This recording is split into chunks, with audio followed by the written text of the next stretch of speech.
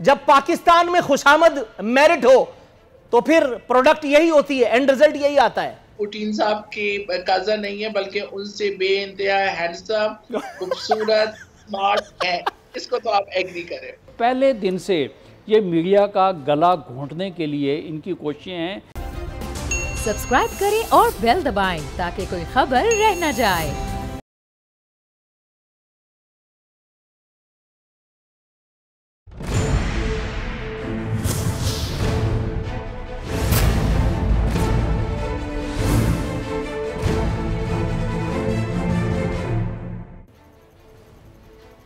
Makeup department में था तो असद उमर साहब का एक लतीफ़ा सुनने के लिए मिला। इंट्रो से पहले असद उमर, अल्लामा असद उमर साहब की नज़र उतारते चले। फरमा रहे थे 3.5 साल से नया पाकिस्तान नज़र आ रहा है। हुजूर आंखों का इलाज कराइए, काला मोतिया भी हो सकता है। कह रहे माजी के हुक्मरानों ने पाकिस्तान का नहीं सोचा। मौजूदा हुक्मरानों के बारे में आपको ये बात अगर आप बोलेंगे तो आप उसी वक्त बेरोजगार हो जाएंगे। माजी के हुक्मरानों नहीं, माजी के प्लस मौजूदा हुक्मरानों ने पाकिस्तान के साथ जो कुछ किया है, अगर एक लम्हे के लिए आपकी जुबान को सच बोलने की कुव्वत मिल जाए तो आप उसी वक्त कराची से धार जाएंगे। इस्लामाबाद का मुंह देखना फिर आपको नसीब नहीं होगा। मुद्दे पर आते हैं। तब्दीली वालों को जबरदस्त झटका लगा है। पूरा हफ्ता अल्लाह का शुक्र है सुम्मा अल्हम्दुलिल्लाह झूमते एक सरखुशी के आलम में गुजरा है। वालिए नाम निहाद रियासत बिलावजह का मदीना हजरत इमरान अहमद खान नियाजी वाली सरकार साहब दूसरी मर्तबा उन्होंने मीडिया की लगाम डालने की कोशिश की और दूसरी मर्तबा मुंह की खाई। सोशल मीडिया के जरिए बरसर इख्तिदार आने वाले, बल्कि सोशल मीडिया के जरिए आवाम से झूठ बोल के उनकी आंखों में सुरमा सिलाई फेर के इख्तिदार में आने वालों ने सोशल मीडिया को काबू करने की जो दूसरी कोशिश की थी, पहली कोशिश फवाद चौधरी और वजारत इत्तलात ने की थी, मुंह की खाई। दूसरी कोशिश MQM वाले और जनरल मुशर्रफ फौजी आमिर के वकील फरोग नसीम वाले, वजारत कानून ने दूसरी कोशिश की और उनको भी लेनी की देनी पड़ गई। मुतनाज़े पीका ऑर्डिनेंस, वो जो पीका के नाम का टीका इस जमहूरियत ने लगाने की कोशिश की थी इस मीडिया को, वो कोशिश मुंह को आ गई। Justice Athar Minallah of Islamabad high court मुतनाज़े पीका ऑर्डिनेंस के परखचे उड़ा दिए। महज एक फैसला पीका ड्रैकोनियन कानून, यह कहना था जस्टिस अतहर मिनल्लाह का। मजीद कहना था जिस पार्टी की ताकत सोशल मीडिया थी उसने ऐसा किया। आगे कहते हैं अदालत पीका ऑर्डिनेंस का सेक्शन नंबर 20 कलदम करार क्यों कर न दे। हुकूमत को पीका ऑर्डिनेंस के तहत गिरफ्तारियां करने से रोक दिया। यह वो हुकूमत है, यह वो जमहूरी डाका पाकिस्तान पर मारा गया है कि जिसमें ऑर्डिनेंस फैक्ट्री, वो जो इस्लामाबाद के ऐवान सदर में बना रखी है, जिसके इंचार्ज इस वक्त के सदर आरिफ अलवी साहब हैं, वो जो कल पार्लियामेंट हाउस पर PTV हमला केस में वांटेड थे, लेकिन उनको सदारती इस्तिस्ना मिला। इमरान खान साहब को आजाद इदारे ने बरी कर दिया सिर्फ इसलिए कि वो हमारे वजीर आजम हैं। इस एक जुर्म में उस एक जुर्म पर पर्दा डाल दिया गया। वो ऑर्डिनेंस फैक्ट्री इस दौर के ममनून हुसैन यानी आरिफ अलवी साहब की जेर निगरानी धड़ाधड़ प्रोडक्शन दे रही है। और यह पीका ऑर्डिनेंस इस मीडिया को काबू करने की एक और कोशिश थी। मौलाना फरोग नसीम की जबरदस्त किस्म की प्रेस कॉन्फ्रेंस भी अधूरी रह गई। वो रऊनत जो काबीना में अराकीन ने और खुद हमारे मोहतरम मुंतखब वजीर आजम साहब ने दिखाई थी, काबीना इजलास में बताया गया था कि यह बहुत जरूरी है, लोगों की इज्जतों को बचाने के लिए बहुत जरूरी है कि इलेक्ट्रॉनिक मीडिया को काबू में किया जाए, सोशल मीडिया पर एक कानून साजी की जाए। हैरत की बात है जो दूसरों की पगड़ियां और शिमले उछाल उछाल करके इख्तिदार में आए, जिन्होंने कंटेनर पे खड़े होकर पार्लियामेंट पर लानत भेजी और फिर उसी लानती पार्लियामेंट से मिलने वाले तमाम प्रिविलेजेस एंड पर्क्स एंजॉय किए, वो लोगों को दीन धर्म ईमान की बातें बता रहे हैं। ये बिल्कुल ऐसा ही है कि एक आदमी खुद उरिया है और दूसरों को वो अच्छे कपड़े पहनने की तलकीन कर रहा है। हुकूमती अनमोल रत्नों में सफ़े मातम बिछ गई है। फवाद चौधरी जो पहली मर्तबा किसी की हिमायत नहीं कर रहे, मैं बार बार बता चुका हूं, फवाद चौधरी की आखिरी जमात नहीं है कि कब किस वक्त अपना किबला बदल लें, खुद उनको भी नहीं मालूम। फवाद चौधरी कहते हैं सोशल मीडिया पर इज्जतों से खिलवाड़ किया जा रहा है। हुजूर, आपकी शक्ल में जमहूरियत से जो खिलवाड़ किया जा रहा है, आप वजीर हो सकते थे कहीं। यूसुफ रजा गिलानी की खुशामद की, मुशीर बन गए। उससे पहले अंकल मुशर्रफ की खुशामद की थी, वजीर बन गए। उसके बाद आपने पीटीआई का मफलर गले में डाला, इमरान खान साहब की थोड़ी सी खुशामद की, वजीर बन गए। जब पाकिस्तान में मेरिट खुशामद हो, और ये मैं लाउड एंड क्लियर कह रहा हूं हर जगह, जब पाकिस्तान में खुशामद मेरिट हो तो फिर प्रोडक्ट यही होती है, एंड रिजल्ट यही आता है। फवाद चौधरी को अब इज्जतों से खिलवाड़ का खेल बुरा लग रहा है। फवाद चौधरी, इमरान खान साहब की मैं मुतादिद बयानात चला सकता था, लेकिन बोर हो जाएंगे आप, और मुझे भी चलाने की कोई जरूरत नहीं। मैं अपने यूट्यूब चैनल आरफीन नामा पे भी और अपने प्रोग्राम में भी कोई ऐसी बात नहीं करता जिसके सबूत और शवाहिद के लिए आपको अपनी याददाश्तों को खंगालना पड़ जाए। सोचिए जरा, याद कीजिए, अल्लामा इमरान अहमद खान नियाजी साहब एक्स अपोजिशन लीडर कंटेनर पे चढ़े हुए जब खिताब करते थे तो कुलूब को बरमा देते थे, कहते थे ये फिरौन, ये सोशल मीडिया की वेव को रोकेंगे। मिस्र की मिसालें देते थे, अरब स्प्रिंग की मिसालें देते थे, लेकिन जब इक्तदार का हुमा उन पर मेहरबान हुआ तो उनकी गर्दन में भी वही सरिया आ गया जो उनसे पहले और उनसे पहले वालों की थी, और वो ये भूल गए कि उनसे पहले वालों का सरिया जिसने डाला था फिर उसने वो गर्दन भी तोड़ दी। पीएफयूजे और इस तरह की जितनी भी सहाफती अंजुमन है, उन्होंने पीका ऑर्डिनेंस को ड्रैकोनियन लॉ करार देते हुए पीर को यौम सियाह का ऐलान किया है। आगे बढ़ते हैं, एक और मौजू जिसकी तरफ जेर बहस, जिसको जेर बहस लाना है, वो जरा वो लगाओ यार, प्यूटन की वो जो तस्वीर है, वो जो लूप बनाया था, वो 3 तस्वीरें जो हैं, 4 तस्वीरें, चलो ये ठीक है। नामवाफिक हालात में वजीर आजम का दौरा मॉस्को, ये भी एक अजीब कहानी है। 2 दिन तक अजियत कर दी इस मीडिया ने। मैंने तो टेलीविजन बंद किया हुआ था, मैं कार्टून देख रहा था टॉम एंड जेरी के, वो ज्यादा बेहतर लगा मुझे इस मीडिया को देखने से।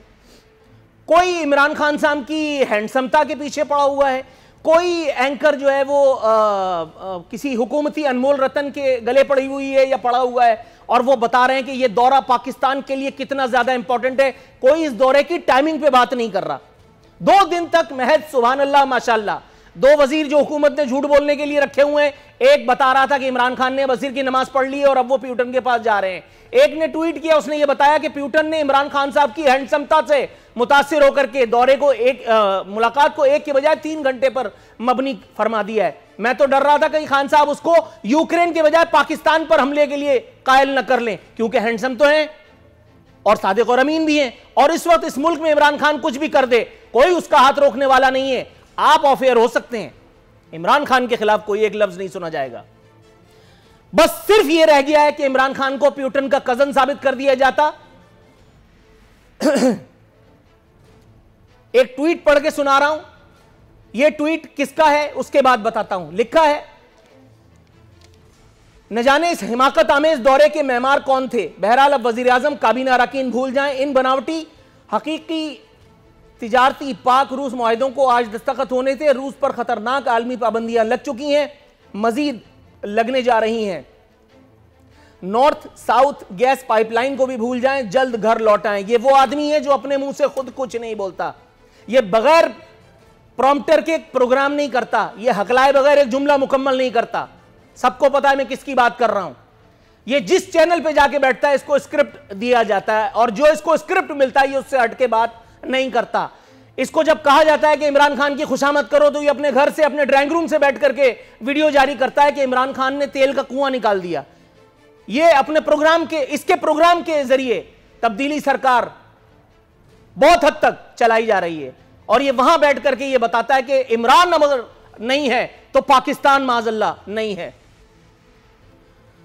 आलमी मंडी में तेल की कीमतें कम होने लगी हैं, लेकिन यह महज अफवाह है हुकूमत के नजदीक, क्योंकि हुकूमत के तर्जुमान वजीर खजाना कहते हैं तमाम टैक्सेस लगा दिए जाते तो पेट्रोल 200 रुपए होता, और इसलिए इस जुर्म में आपको अब मजीद 9 से 10 रुपए का इजाफा पेट्रोलियम का झेलना होगा। लेकिन वजीर आजम का कहना है कि महंगाई के असरात से आम आदमी को बचाना अव्वलीन तरजीह, इसके बाद आप मां सिवाय हा हा हा करने के और कुछ नहीं कह सकते। कालू इन्ना लिल्लाहि व इन्ना इलैहि राजिऊन कहते हुए अपने मेहमानों की तरफ जाऊंगा। मेरे साथ मौजूद है मोहतरमा जदून साहिबा, ताल्लुक़ पाकिस्तान तहरीक इंसाफ से। मैडम आपको खुशामदीद कहते हैं अपने प्रोग्राम में।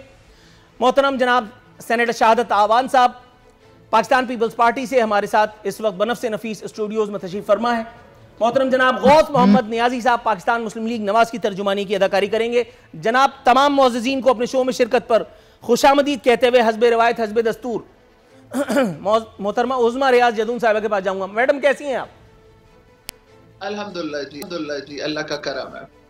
गुड हो गया। मैडम वो तब्दीली जो हमारी आंखों में धूल झोंक के, तो मैं नहीं कहता इसलिए कि लोगों ने बहरहाल आपको मैंडेट दिया, वो लूला लंगड़ा ही सही, वो इक़्तिदार MQM के जरिए या और किसी जरिए से ही मिला हो, लेकिन पूछना यह था कि जब कंटेनर पे खड़े थे तो सोशल मीडिया बड़ा अच्छा लग रहा था, लेकिन जब से इक़्तिदार में आए हैं तो कभी फवाद चौधरी और कभी फरोग नसीम के जरिए इस जमहूरियत की गाड़ी को खुद डीरेल करवाने के लिए इतनी कोशिशें कर रहे हैं, इतने तमन्नाई हैं अपने आप को बेरोजगार करवा लेने के।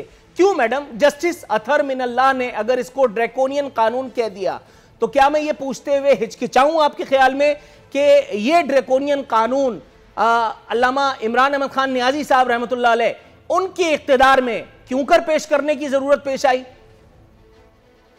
देखिए, एक बात मुझे जो आपसे इख्तलाफ है वो ये है कि ये जो पीका ऑर्डिनेंस आया है ये 2014 में आया था और इसके ऊपर नून लीग ने काम करना शुरू किया था। इसका मकसद जो हमारी हुकूमत में जो इसके ऊपर काम हुआ वो इसलिए किया कि prevention of electronic media act, ये लाने का मकसद सिर्फ इसलिए था कि इस वक्त हमारे मुल्क के अंदर जो लेबर लॉ है वो बहुत ज्यादा वीक है और हमने अपनी आवाम को सिक्योर करना है, सपोर्ट करना है, प्रोटेक्ट करना है।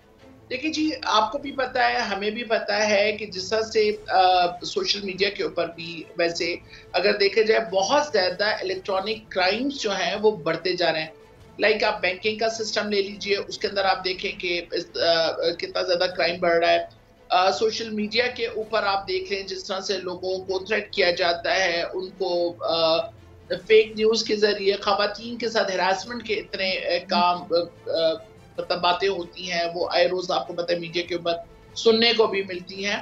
तो मैं और फेक न्यूज़ जो है वो इसके अंदर डाली गई है कि जी फेक न्यूज़ जो है इसकी एम्बेड में शामिल की गई है। मैं ये समझती हूँ कि इसको आप इस तरह से अगर आप लें कि इसको आप इतना ज्यादा इसके खिलाफ प्रोपेगेंडा किया जाए, आप क्यों नहीं देखते कि इसके फायदे अवाम को और कौम को कितने हो रहे हैं? मैडम थोड़ा सा तवक्कुफ कीजिएगा। इसके फायदे एक्स अमीरुल मोमिनीन जैसा कि आपने फरमाया मियां नवाज शरीफ साहब ने भी देख करके ही इसको पेश करने की कोशिश की होगी, या अगर ये आसिफ अली जरदारी दौर में, मैं वो टेन्योर भूल गया जो आपने अभी बयान फरमाया था जिसमें ये पेश हुआ था, आसिफ अली जरदारी दौर में अगर आप कहती हैं तो चलो वो मान लेते हैं। मैडम पिछली हुकूमत ने भी इसके फवायद इन्वर्टेड कॉमास में देखते हुए और इसको पेश करने की कोशिश की होगी, तो आपने पूरी दुनिया में चक्का जाम करवा दिया पाकिस्तान का। आपने सोशल मीडिया की फजाइल और उसके फ्यूज लेकर के और ढिंडोरा पीटना शुरू किया। मैं अगर बात करूं, मरियम नवाज वो हस्ती थी जिन्होंने सोशल मीडिया को अंधे की लाठी की तरह इस्तेमाल करना शुरू किया, लेकिन इमरान खान वो आदमी है जिन्होंने इस फन को बामे उरूज तक पहुंचा दिया। सोशल मीडिया पे एक प्रोग्राम करें आप PTI के हवाले से और उसके बाद जो लंतरानियां सुनने के लिए मिलती हैं और ऐवान वजीर आजम से बैठ करके वो इजलास होते हैं, वो सारे लोग, वो सारे वीलॉगर्स जिनकी जुबान अपनी काबू में है ना, जिनका स्क्रिप्ट खुद अपना है, उनको वहां से बैठ करके कंट्रोल किया जाता है। मैडम फेक न्यूज की जहां तक बात कर रही है, हुकूमत ने जितनी ज्यादा फेक न्यूज दी हैं, वज़रा के स्टेटमेंट्स में जितनी ज्यादा झूठ होता है, और अगर मैं ऊपर चले आऊं तो फिर पता नहीं कहां तक जाना पड़ेगा। मैडम हुकूमत अपने लोगों को जेल में डालने की तमन्नाई है, आप ये बयान करना चाह रही हैं? तो नूर अरफीन साहब, आप इस बात पे खुश नहीं होते हैं कि अगर हम फेक न्यूज देते हैं तो हम भी इस लॉ के अंडर आएंगे? नहीं आएंगे। और आप लोगों को हमें पकड़ने में आसानी होगी। इसमें तो आप लोगों को खुश होना चाहिए। ये नहीं है कि ये लॉ, इसके अंदर गवर्नमेंट के जो लोग होंगे वो मुस्तस्ना होंगे और अपोजिशन को जो है पकड़ लिया जाएगा।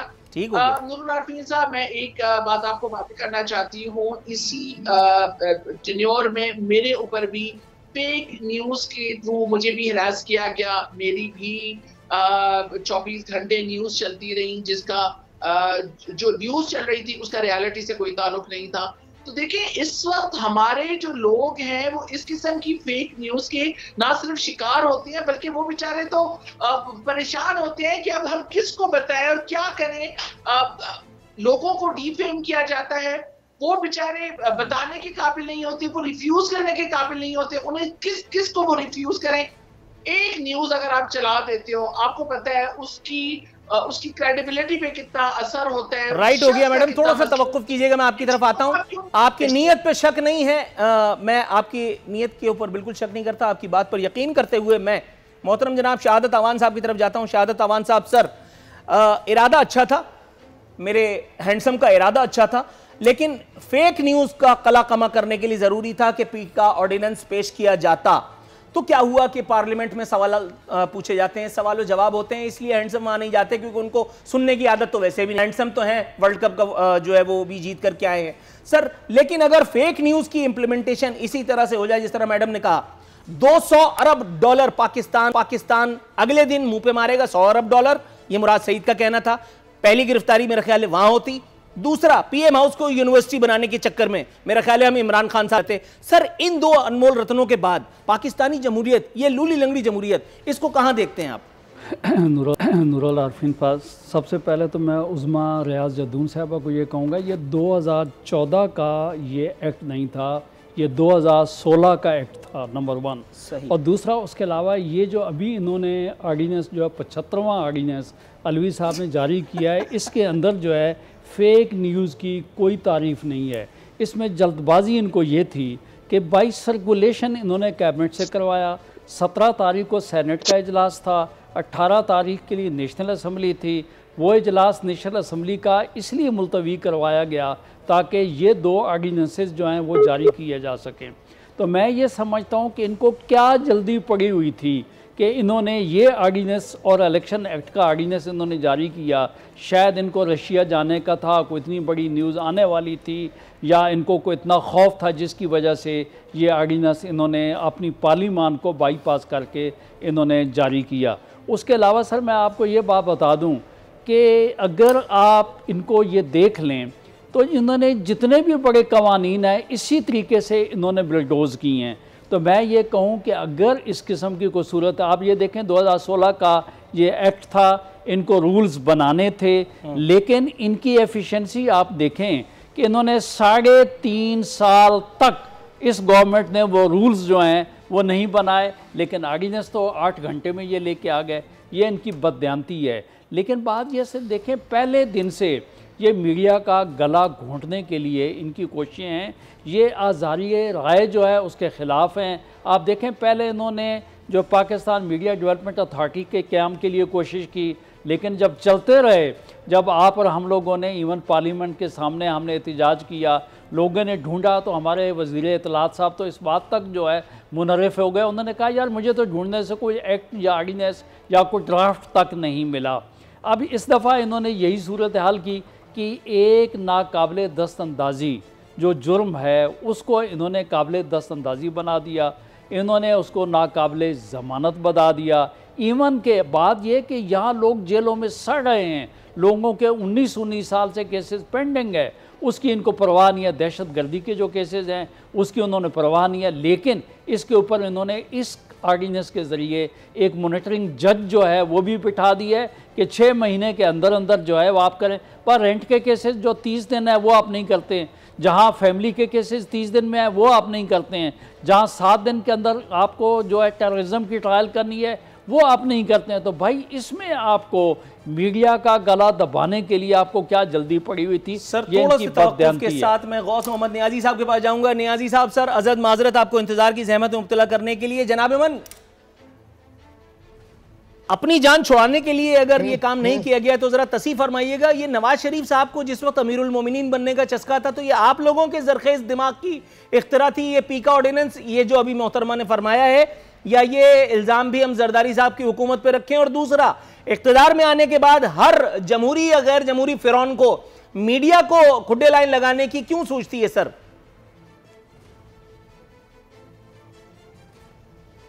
जी बिस्मिल्लाहिर्रहमानिर्रहीम। नूर साहब आपका बहुत शुक्रिया, आपने बात करने का मौका दिया। देखो, हमारे दौर में जब ये कानून बना था तो उस पे तमाम सियासी पार्टी की मुशावरत शामिल की। इवन कि जितनी भी गवर्नमेंट के पूरा तरीके से हुआ, कौमी असम्बली में डिस्कशन हुई, फिर सेनेट में डिस्कशन हुई, फिर वो लॉ पास किया गया और फिर वो चलता रहा। उसमें मीडिया के लोगों से भी जो इनपुट ली गई और जिस तरह तरीक़ेकार होता है कानून बनाने का, उसको फॉलो किया गया। आजकल जो तरीक़ेकार है कि अब तो ऑर्डिनेंस पे सब कुछ चल रहा है, कोई ना कोई ऑर्डिनेंस रोजाना ये भेज देते हैं, फिर पता नहीं कितने ऑर्डिनेंस जो हैं वो हाई कोर्ट और सुप्रीम कोर्ट जो है वो नल एंड वाइड करार दे चुके हैं। और जिस तरह की कानून साजी हो रही है, मतलब फैसले ने क्या कहा है कि पाकिस्तान में कौमी असम्बली में जो कानून बनता है उस पर तो वो खादर खा डिलिब्रेशन नहीं होती, डिस्कशन ही नहीं होती पूरी। और दूसरी एजेंसी जो पार्लिमानी जहाँ जमहूरियत है वो भी इस पर इतराज पा चुकी है, लेकिन ये हर चीज़ पर डोज करते हैं। और ये लॉ बनाया, वजह क्या बताई है कि आपने जो खातून अव्वल के खिलाफ जो जुबान इस्तेमाल की गई है वो बेस बनी है, इसलिए इसको हमने सख्त बनाना है कानून। देखो भाई, खातून अव्वल की तो आपको ख्याल है, लेकिन इनको ये भी याद होना चाहिए कि बाकी अपोजिशन को जितनी खवातीन है उन पर भी एक इज्जत है। मरियम नवाज साहिबा के खिलाफ उन्होंने क्या कुछ नहीं बोला। ये मरियम नवाज साहिबा जब कराची गई तो उनका होटल का कमरा तोड़कर, ताले तोड़कर अंदर घुसे और कैप्टन सफदर को गिरफ्तार किया गया। वहां को खवातीन नजर नहीं आई, वहां किसी की इज्जत नजर नहीं आई। लेकिन अगर बुशरा बीबी के खिलाफ उस सोशल मीडिया पे आ गया है तो इन्होंने फिर एक ड्रैकोनियन लॉ, जिसको हाई कोर्ट ने भी ड्रैकोनियन लॉ कहा है, वो एक फिल फोर जो है वो नाफज कर दिया। ये तो भला वो chief justice Islamabad high court का कि उसने जो डिस्कशन से पहले गिरफ्तारी को रोक दिया है, उस चीज को जो नारायण बैठ करा दी है, तो आपको शुक्रिया अदा करता हूँ। लेकिन आप इनकी जिंदगी देखें कि ये अपने आप को तो बचाने के लिए क्या पता नहीं क्या कुछ करते हैं, लेकिन दूसरों पे झूठ, बहतान और एक फाशिज्म के लिए वो कहीं किसी हद तक जाने को तैयार होते हैं। तो मेरा ये इससे ये जो सियासी निज़ाम है, और फिर गालियाँ जो पड़ती हैं वो सारे सियासी निज़ाम को पड़ती हैं कि सियासी निज़ाम गलत है। हालांकि सियासी पार्लिमानी निज़ाम गलत नहीं है, वो बहुत अच्छा निज़ाम है। उसमें तमाम सियासी पार्टियाँ जमहूरी तरीके से जिसका रास्ता निकालती हैं, लेकिन ये क्या करते हैं, ये बस ऑर्डिनेंस के चक्कर में। और फिर जो भी कानून अगर असम्बली पेश भी होता है, एक दिन में 31 कानून पास होते हैं, और जब पेश भी होता है तो देखा जाता है कि अपोजिशन के मेंबर अगर कम है तो फिर तो पेश कर दिया जाता है, अगर नहीं होता तो नहीं पेश किया जाता। तो ये इस तरह कर रहे हैं, तो पूरा जमहूरी निज़ाम पर इन्हें सवाल निशाना खड़ा कर दिया है। अब मेरे ख्याल में इनको होश आना चाहिए, और ये बड़ी अच्छी बात है कि तमाम सियासी पार्टियां जो हैं वो एक पेज पे हैं इंशाल्लाह, और फिर इनकी हर जो साजिश होगी उसका नाकाम बनाएंगे इंशाल्लाह। Right sir, got your answer. नाज़रीन, यहाँ वक्त हुआ प्रोग्राम में एक मुख्तसर से कमर्शियल ब्रेक पे जाने का। से वापस आते हैं तो कुछ और मौज़ूआत हैं जिनका आता करेंगे।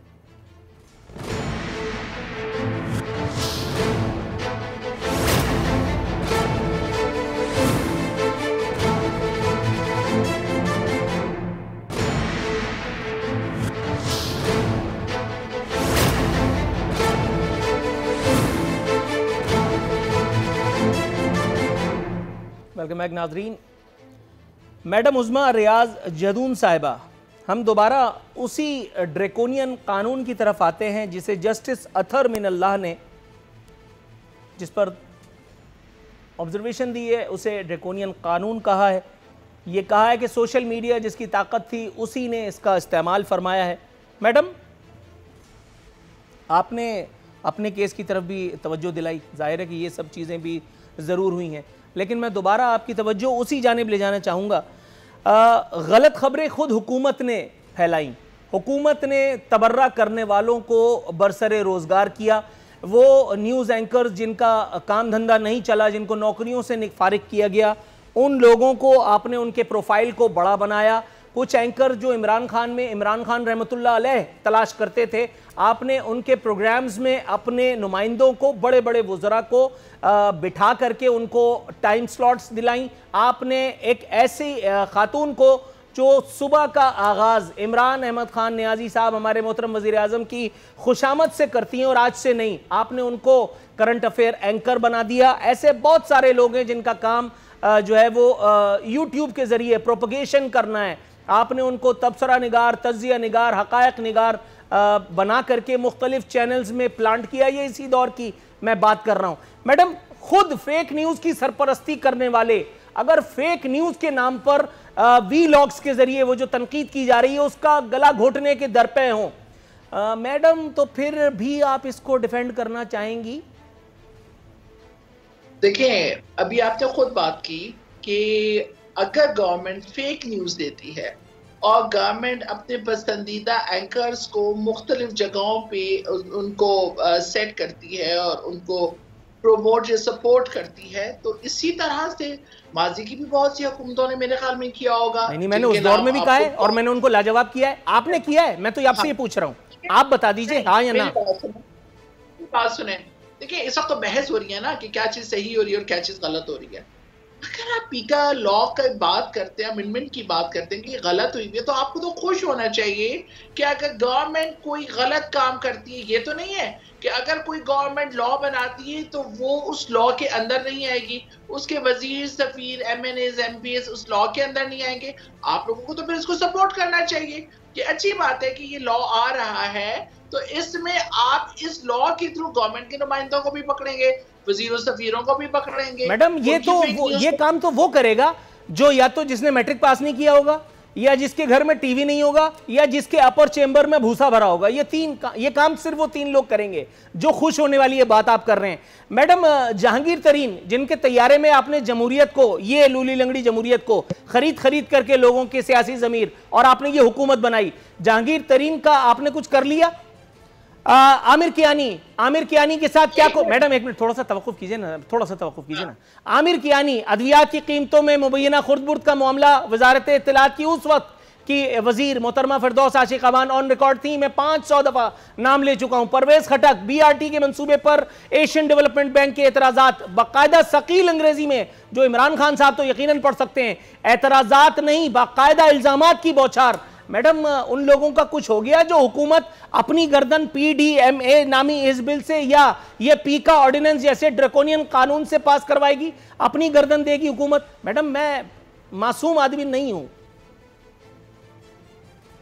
देखिए, एक बात का ख्याल रखिएगा कि जितने इल्जामात आपने लगाए, इल्जामात है ना, ये अदालत के अंदर डिस्कशन में आए हैं ना, डिस्कस हो रहे होंगे ना, आखिर इसके ऊपर अदालत कोई अपना फैसला तो देगी ना। तो आप कैसे कह सकते हैं कि जो चीज अदालत के अंदर जब तक उसके ऊपर इल्जाम साबित नहीं हो जाता और वो उसको सजा जब तक नहीं मिलती, तो उस पर मैं और आप कैसे बहस कर सकते हैं?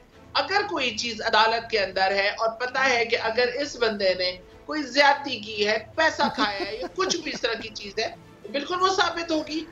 बात उन चीजों की नहीं हो रही है, बात हो रही है कि मतलब आप देखिए, हमेशा एक बात याद रखिएगा, इंडिविजुअल की डिग्निटी हमारे लिए अहम है और इंडिविजुअल की डिग्निटी। मैडम, अगर वो इंडिविजुअल पाकिस्तान पीपल्स पार्टी का हो तो उसकी डिग्निटी इंपॉर्टेंट नहीं है। अगर वो इंडिविजुअल पाकिस्तान मुस्लिम लीग नवाज से हो तो उसकी डिग्निटी इंपॉर्टेंट नहीं है। अगर वो इंडिविजुअल कोई करंट अफेयर एंकर हो मेरे जैसा जो इमरान खान से सवाल पूछने की गलती कर रहा है, आप सोशल मीडिया ब्रिगेड के जरिए उसकी धज्जियां उड़ा देती हैं, आप उसके खिलाफ बाकायदा प्रोग्राम्स करवाती हैं। मैं आपकी बात नहीं कर रहा, मैं हुकूमत की बात कर रहा हूं, आप अपनी तरफ मत ले जाइएगा। कहने का मकसद ये मैडम, ये कॉल और फेल का तजाद है, इस पे यकीनन बहस करूंगा। थोड़ा सा तवक्कुफ की इस्तदा है। जनाब शहादत आवान साहब, सर बाकायदा फरोग नसीम साहब मिनिस्टर भी हैं, कानूनदान भी हैं, आप भी कानूनदान हैं। सर क्या ज़रूरत थी उनको, जो अल्ताफ़ भाई का केस भी लड़ चुके हैं, जो मुशर्रफ साहब के वकील भी थे और अब इमरान खान साहब की जो है वजारत कानून के ठेकेदार हैं? मैं बताऊं कि इस वक्त गवर्नमेंट को जो रिप्रेजेंट करते हैं वो करते हैं अटॉर्नी जनरल साहब, और अटॉर्नी जनरल साहब ने भी किसी हद तक अपनी रिजर्वेशंस जो हैं कोर्ट के सामने शो की हैं। मैं ये समझता हूँ कि कोर्ट का स्टेटस को लगा देना, कोर्ट का रिस्ट्रेनिंग ऑर्डर पास कर देना, ये हुकूमत के लिए मैं समझता हूँ कि बहुत बड़ा एक धब्बा है। और यही वजह है कि आप समझते हैं कि उन्होंने ये तक कह दिया कोर्ट ने, तो भाई आप पार्लियामेंट में क्यों नहीं जाते हैं? और ये आम लोगों के सामने मौजूदा गवर्नमेंट एक्सपोज हो चुकी है कि सिवाय इसके अलावा इनके पास कोई ना रास्ता है, ना कोई तरीक़ाकार है। देखें, 62 आइटम्स, 31 बिल्स आपने 40 मिनट्स में वो पास करवा लिए, तो भाई आप वहाँ क्यों नहीं जाते? पार्लियामान का मसला क्या है? आप हेड ऑफ डिपार्टमेंट उसी पार्लियामान के हैं। अव्वल तो आप पार्लियामेंट में आते नहीं हैं, आप आते ही सिर्फ उसी दिन है जिसने आप किसी किस्म की आपने कार्रवाई डालनी हो। तो मैं ये समझूं कि देखें जो मुल्क के हमारे मसले मसाइल हैं, वो मसले मसाइल आवाम की जो महंगाई है, आवाम की फलाह बहबूद है, हमारी खारजा पॉलिसी है, हमारी दाखिली पॉलिसी है, उस तरफ तो आप तवज्जो देते नहीं हैं। आपको खाली ये देखना है कि किसी तरीके से आपको डब्बा मिल जाए ताकि अगला इलेक्शन जो है वो आप जीत पाएँ। किस तरीके से आप जो है किसी किस्म का, मैं समझता हूँ कि इस वक्त मौजूदा गवर्नमेंट एक आमिर जाबिर जालिम जो है ना, डिक्टेटर, उससे भी बुरी हुकूमत है और आवाम का एतमाद खो चुकी है। यही वजह है कि इस मुल्क में अगर आप देख लें, आवाम जो नान नफ़के का शिकार हैं, उनको सिवाय वो कहते हैं जी हमारी खैर है, लेकिन इन यूजर्पर्स से, इन आमरों से हमारी जान छुड़ाई जाए। इस वक्त राइट गौस मोहम्मद नियाज़ी साहब, सर पार्लियामेंट में ना जाना कोई इतना बड़ा जुर्म तो नहीं है। 6-6 महीने तक मियां नवाज शरीफ साहब भी नहीं जाते थे, तो क्या हुआ? इमरान साहब ने उस वक्त जो है वो उन पर तबर्रा फरमाया था, तो क्या हुआ? उन्होंने उस वक्त उसी एक रास्ते के जरिए से अपनी रोजगार का बंदोबस्त किया था। वही आदत बद इस हाकिम को भी लग चुकी है। सर कॉम्प्रोमाइज कीजिए ना, एडजस्ट कीजिए।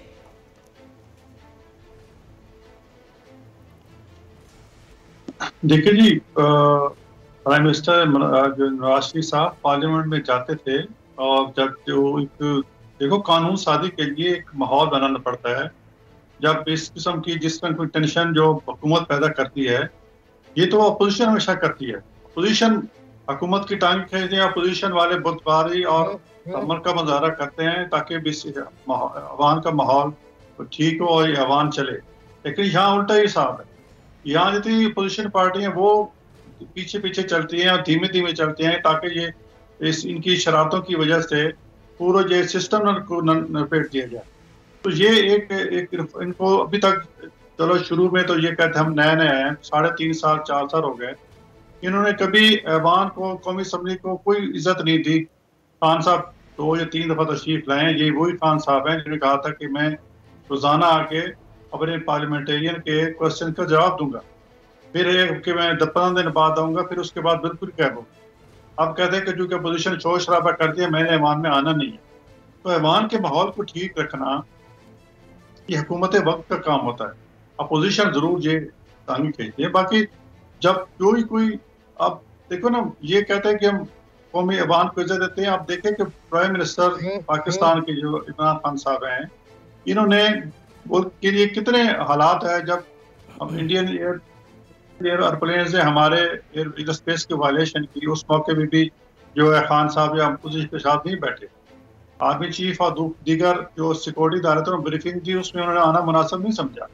कोविड के हालात है, कश्मीर के हालात है, किसी मौके पे उन्होंने अपोजिशन के साथ बैठा जो है वो मुनासिब नहीं समझा। तो उन्होंने अवान के माहौल को खुद खराब किया है। हम चाहते हैं कि ये अवान चले, लेकिन वोट का माइंड डिक्टेटरशिप वाला माइंड है। वो बार बार कभी सदारती निज़ाम की बात करते हैं, कभी टीवी पे मोबाइल से कराते हैं कि सदारती निज़ाम बहुत अच्छा है, सदारती निज़ाम था तो पाकिस्तान ने तरक्की की थी, इससे उनकी बातें करते हैं।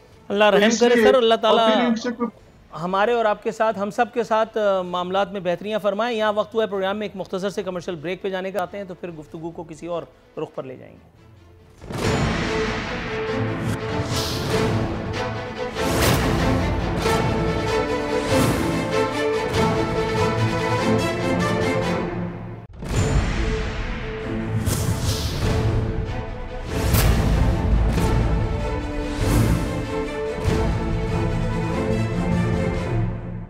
वेलकम बैक नाज़रीन, इख्तितामी लम्हा शो के आन पहुँचे मोहतरमा उज़्मा रियाज जदूम साहिबा। मैडम, अब दौरा रूस के कुछ फ़ज़ाइल आपसे जानना चाहूँगा। मैडम, नामवाफ़िक़ हालात में भी वज़ीर आज़म का ये दौरा एक तरफ तो उनकी डिटर्मिनेशन और कमिटमेंट की तरफ शायद इजहार करता है, उसका इशारा देता है। दूसरी जानिब ये जो 2 दिन तक हम पर तबर्रेबाजी हुई है, ये 2 दिन तक हमारे आसाब के साथ किया गया है, ये खुशामदी मीडिया, खुशामदी एंकर्स ने और खुशामदी चापलूस वज़रा ने, ये 2 दिन तक सुबहान अल्लाह माशाअल्लाह चलता रहा। खान साहब इतने हैंडसम हैं, खान साहब ऐसे चलते हुए आए, खान साहब यूं बैठे। प्यूटन को इमरान खान का कज़न साबित करना ही रह गया था। उसके बाद फिर वो एक मुलाकात अल्लाह मारी 1 घंटे से 2 घंटे पे क्या गई, ऊपर से टेलीविज़न स्क्रीन ने हमारा और सब्र जो है वो आजमा लिया। मैडम, वो एक तस्वीर भी जो मेरे हाथ में इस वक्त है, वो मैं लूप में भी चला चुका हूँ।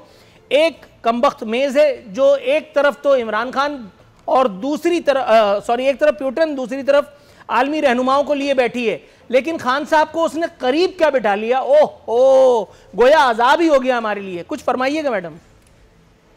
पहले तो आरफीन साहब मैं आपको एक चीज क्लियर कर दूं, इसमें कोई शक नहीं कि खान साहब की पर्सनालिटी है, और बिल्कुल वो पुतिन साहब के कजन नहीं है, बल्कि उनसे बेइंतहा हैंडसम, खूबसूरत, स्मार्ट है। इसको तो आप एग्री करें।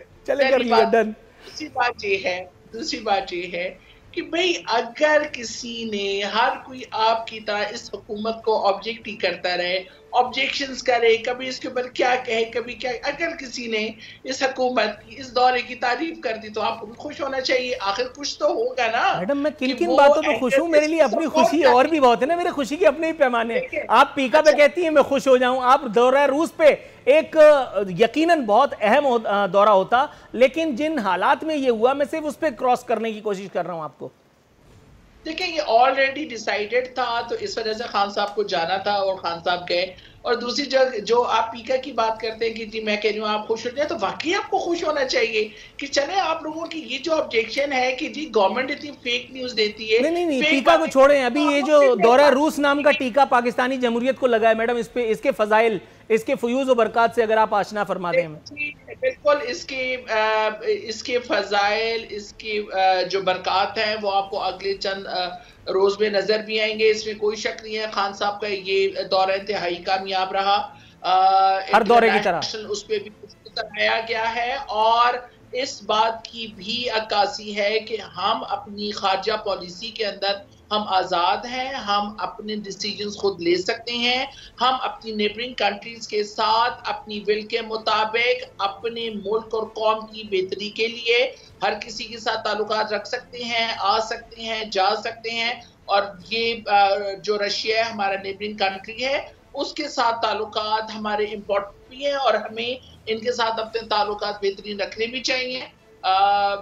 इसमें मेरे ख्याल में कि कोई ऐसी बात नहीं है कि आप इसको ऑब्जेक्ट कर सके, बल्कि ये है कि मेरे ख्याल में ये बातें तो बहुत है मैडम, ये तो फुल स्टॉप इस पे काइंडली ना लगाएं, बातें तो बहुत हैं, आप जरा देखती जाइए मैं क्या क्या बातें निकाल के लाता हूं। जनाब शहादत आवान साहब, मैडम ने कहा कि इस पे कोई ऐसी बात नहीं है जिस पे आप तबर्रा कर सकें, लेकिन सर देखिए मेरी भी इंटेलेक्चुअलता, मैंने क्या नुक्ता ढूंढ के लेके आया हूं। एक तरफ तो पूरी दुनिया अलग खड़ी हुई है और प्यूटन के साथ खड़ा हुआ है मेरा वजीर आजम।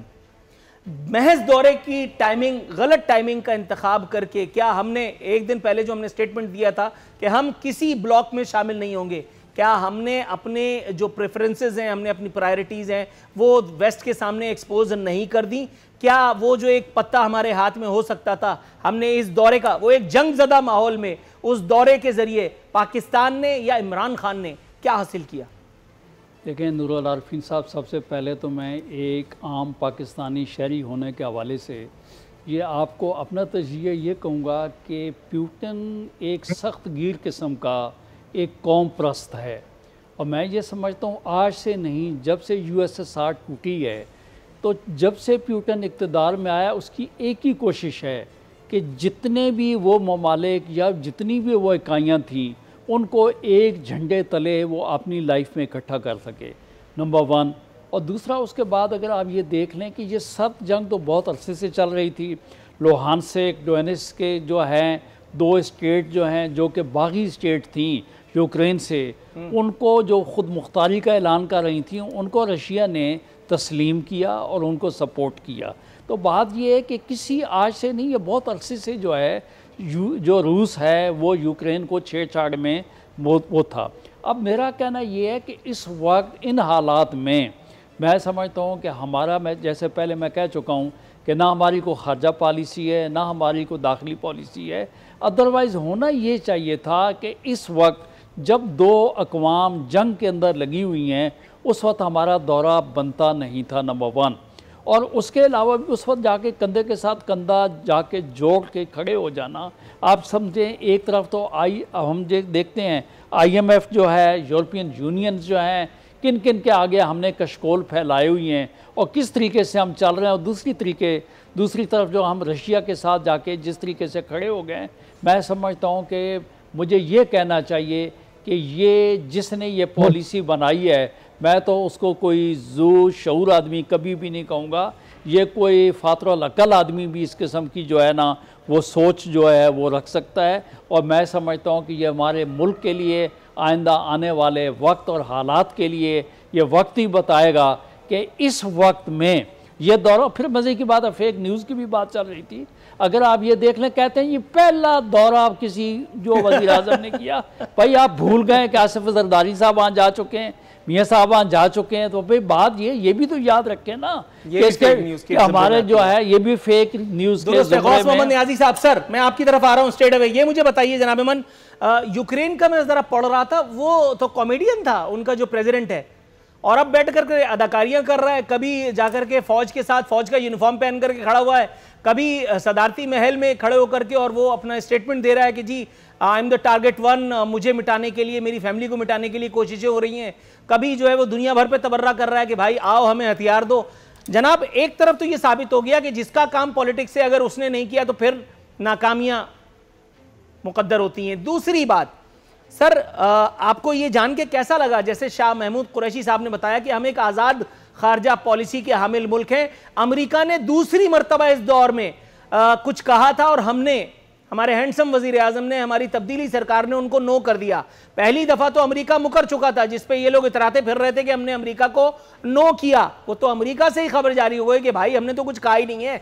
आपके ख्याल में इस मरतबा ये जो शाह महमूद कुरैशी साहब खबर लाएं, ये भी कहीं फेक न्यूज़ के ज़िम्मे में तो नहीं आती?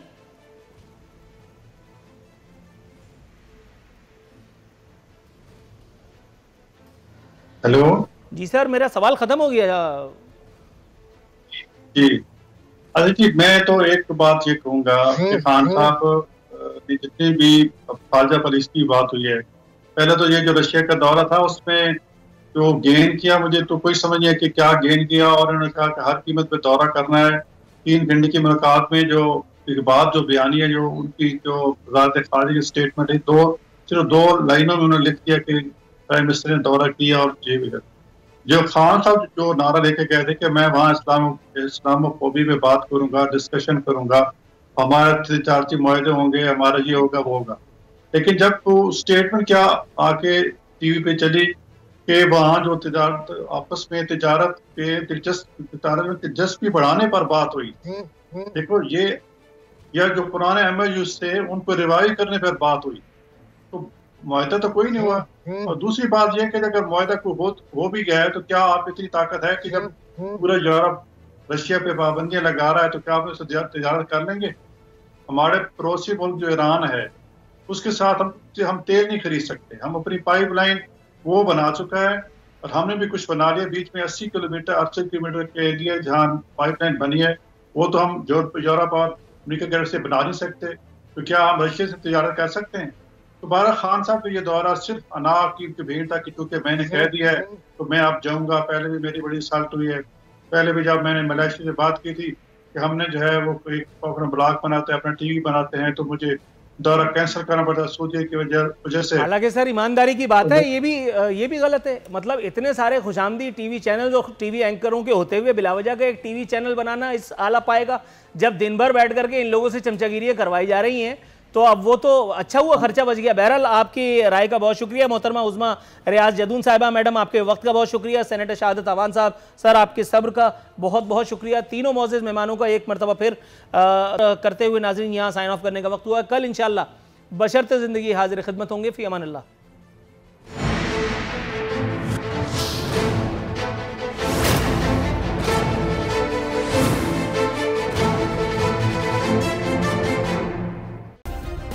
सब्सक्राइब करें और बेल दबाएं ताकि कोई खबर रह न जाए।